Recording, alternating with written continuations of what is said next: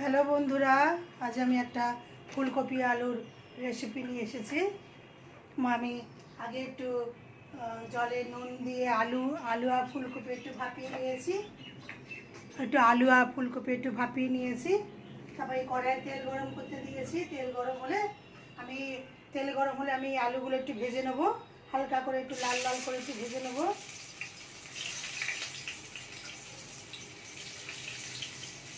এটা আমি পেঁয়াজ দেবো না, নিরামিষ মতন আমি এই আলু ফুলকপি তরকারিটা রান্না করব।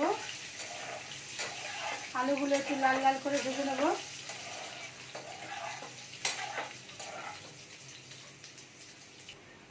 আলুগুলো ভাজা ভাজা হয়ে গেছে, আলুগুলো একটু উঠিয়ে নেব। বেশি লাল করব না, হালকা করে ভেজে নিয়েছি, কেননা 50% আলু সিদ্ধ হয়ে গেছে।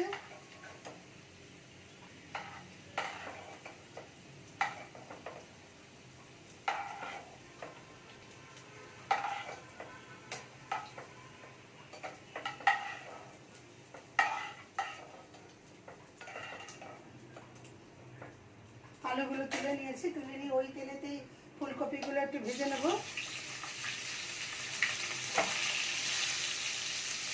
ফুলকপিগুলো একটু লাল লাল করে ভাজবো।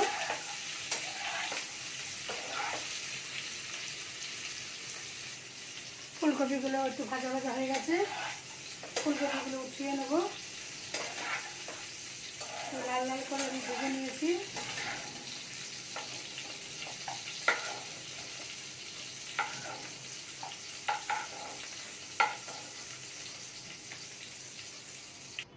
ফুলকপিগুলো উঠিয়ে নিয়েছি আমি ওই তেলেতেই, আর আমি তেল দেবো না, ওই তেলেতে দুটো তেজপাতা, দুটো শুকনো লঙ্কা, একটা এলাচি, একটা ডালচিনি আর একটুখানি গোটা জিরে দিয়ে একটু কড়াতে তেলের মধ্যে একটু সটে করে নেব।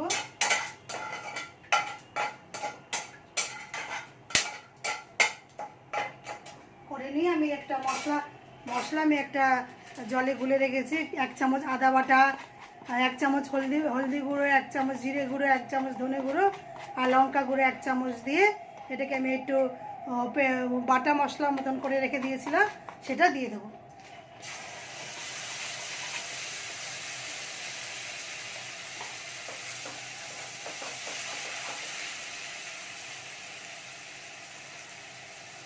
মশলা বাটাটা ধুয়ে একটু জল দিয়ে দেবো।